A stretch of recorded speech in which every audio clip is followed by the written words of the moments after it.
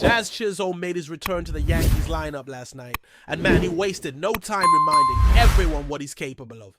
3 trips to the plate, 2 hits, including a bomb, and he looked sharp. That home run had some real juice, and even the single showed he's starting to see the ball better. But maybe the most interesting part of it all? They put him at third base. Not second, not the outfield, third base. And that wasn't by accident. It says a lot about where the Yankees' heads are at right now, because when you really take a look at the current trade market, especially for third basemen, it's kind of a wasteland. If you're hoping for a right-handed hitter who can play a solid third and also impact the lineup consistently, good luck. It's not out there. Let's just be honest. The options are either not available or not good enough. You hear people throwing out names like Ryan McMahon, but come on. McMahon's numbers outside of Coors Field are brutal. He's a vacuum glove-wise, no argument there, but his bat disappears when he's not in Colorado. So unless you're willing to sacrifice a fence entirely just to get a glove at the hot corner, he's not the answer. And this is where the Yankees find themselves at a crossroads. Do they force a move at third base, knowing the options are limited and the price could be ridiculous, or do they shift their focus and try to shore up second base instead? Honestly, it might be smarter to pivot. The market for second baseman, while still not great, at least has a few more names floating around that could move the needle. And that's crucial when you're trying to build a postseason ready roster. Now, let's talk about DJ LeMahieu for a second. He's currently hitting .245, which isn't the worst thing in the world. But it's also not what you want from a guy who's supposed to be a key piece in the infield. Sure, he had that 4-hit game in LA, and that looked like a potential turning point, but let's be honest, it's probably just a blip. His numbers are likely to come back down, and even if the average holds, the OPS doesn't lie. The production just hasn't been there consistently. The Yankees know they need another everyday bat, someone they can trust, especially if DJ continues to fade. That brings us to a name that's been floating around lately, Brandon Lowe. According to some insiders, he's a guy the Yankees are watching closely. One report even said he might be a perfect fit for Yankee Stadium. A lefty swing with power, and of course that famous short porch in right field. On paper, it kind of sounds like a dream, but dig a little deeper and the story gets complicated. Brandon Lowe's career numbers in the Bronx? Not great. In fact, they're pretty ugly. He's batting .175 with a .655 OPS in 39 games at Yankee Stadium. That's not exactly inspiring confidence. And this season, he's sitting at 11 home runs, a .242 average, 31 RBIs, a .720 OPS, and a 104 OPS plus. It's okay, but it's also way down from his career OPS of .8804. This version of Brandon Lowe? He's not lighting the world on fire. And here's the bigger issue. He's not a right-handed bat. The Yankees already have a fair share of lefties in the lineup.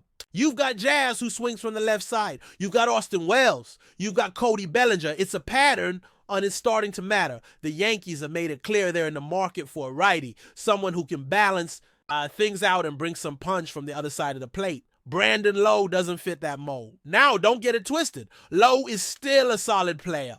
He's been an all-star. He has experience. He can play the position. But does he move the needle enough to justify the fit?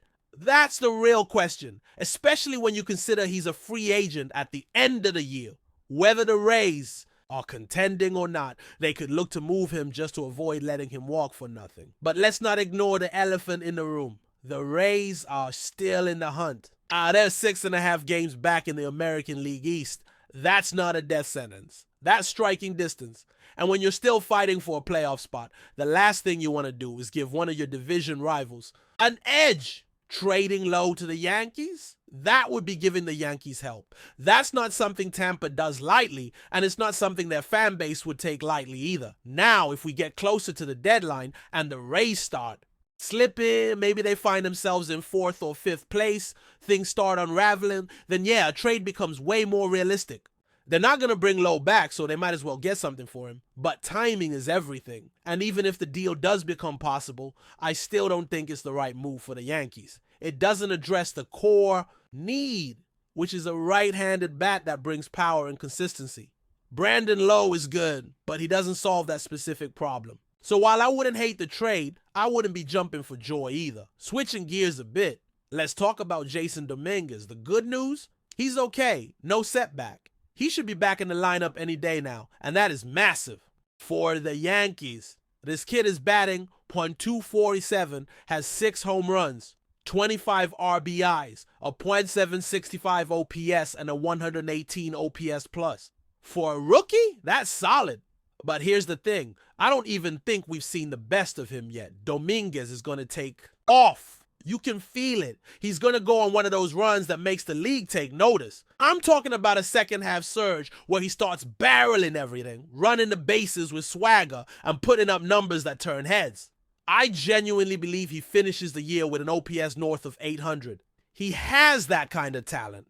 You can see it in how he carries himself, how he adjusts, how he fights off tough pitches. This is not your average rookie. This is a future star. And for a guy the Yankees have invested so much time and energy in, from the minors to the big leagues, having him stay healthy and contribute right now, that's best case scenario. Want to build around pieces like Dominguez, you want him getting reps, feeling confident, becoming the kind of player that pitchers fear. And so far, he's on track. It's been a very promising rookie season. And I'm just telling you now, we're going to look back and say the breakout started right here. Now I've got to bring up someone else. Anthony Volpe. Yankee fans are such a strange bunch. Sometimes, when this kid was struggling, a lot of fans were backing him, giving him time, showing patience. But now that he's actually playing well, it feels like the criticism is louder than ever. Makes no sense. I've been tough on Volpe. I'll admit that. I've criticized him more than once on this very channel. But this year, he's quietly putting together a solid campaign. He's batting .241 with 7 home runs, a 760 OPS, a 114 OPS plus, and 34 RBIs. That's what I expected from him when he first came up. That's the version of Volpe we all hope to see. Let's not forget, this kid was once the 5th ranked prospect in all of Major League Baseball. That kind of hype doesn't come out of nowhere. People believed in his skill set. They saw the glove, the bat speed, the instincts. And now, finally, we're starting to see it click. He's one of the top guys in doubles this year, and he's holding his own both offensively and defensively. But somehow, that's not enough for some fans. They're still out here saying he's not good enough, that he hasn't lived up to expectations, that he's a bust. Really? The guy just turned 24. He had a rocky start, yeah, but he figured it out. He adjusted. That's what young players are supposed to do. And right now he's producing. If you're still not convinced, go take a look at what other shortstops around the league are doing. Let's use Gunnar Henderson as a comparison. People love to say Gunnar is one of the best young shortstops in the game. And guess what? His numbers are almost identical to Volpe's. Same number of home runs. Batting average is close. OPS, nearly the same. So if you're ready to crown Gunnar Henderson, you better start giving Volpe some respect too. We need to stop acting like Volpe is some kind of disappointment. He's doing his job and then some. This kid has improved in every meaningful way. And honestly, that kind of growth deserves praise, not hate. So when you look at the current state of the Yankees, between Jazz's return, Dominguez on the verge of breaking out, and Volpe finally stepping into his potential, there's real reason to be excited. It's not perfect. The roster still has holes. The trade deadline is going to be a major test. But the core is showing signs of life. And that's how you build momentum going into the second half of the season. And about Jazz again, hitting .194 on the year with 8 home runs and a .757 OPS. Yeah, those numbers might not blow anyone away on paper, but that average is not who he is. You watch him play, and you know there's more in the tank. That swing is too smooth, his timing too refined for this to be the final version of him. I think last night's game is the start of something bigger. The guy went 2 for 3 with power and poise, and I think he's about to go on a tear.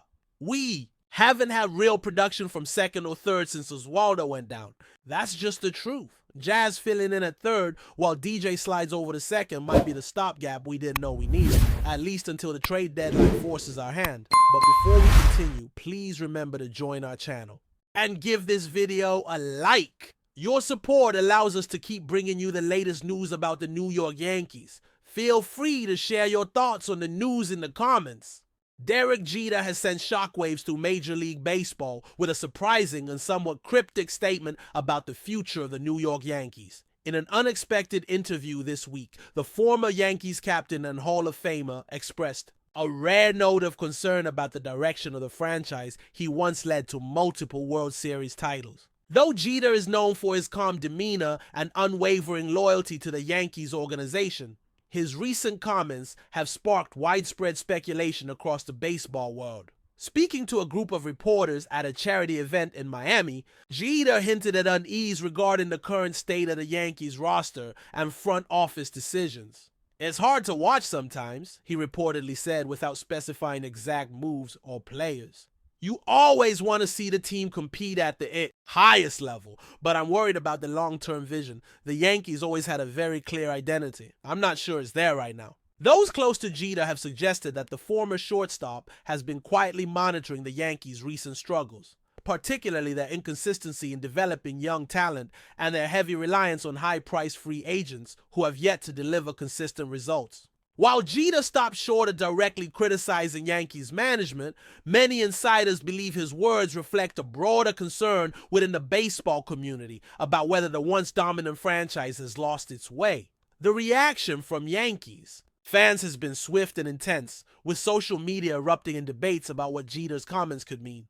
Some see it as a subtle call for change at the top of the organization, while others interpret it as a heartfelt expression of frustration from a legend who still cares deeply about the team's success. Adding fuel to the rumor mill, some analysts have begun to speculate whether Jeter could be positioning himself for a more direct role within the Yankees organization in the future. After stepping down from his role as CEO of the Miami Marlins, Jeter has kept a relatively low profile, but his deep ties to New York and his clear concern for the Yankees' trajectory could hint at a potential return in some capacity. For now, Jeter has made no official moves beyond his pointed comments, but the baseball world will undoubtedly be watching closely. Could this be the first public signal that one of the Yankees' greatest icons is ready to step back into the spotlight to help guide the franchise through uncertain times? Or was it simply an emotional moment from a legend watching his former team from afar? Only time will tell, but one thing is certain. Derek Jeter's unexpected remarks have reignited conversations about the future of the Yankees like never before. That's it for this update. If you enjoyed the video and want to keep receiving exclusive news about the New York Yankees, please subscribe to our channel and give us a like. We always appreciate your comments and opinions. See you in the next video.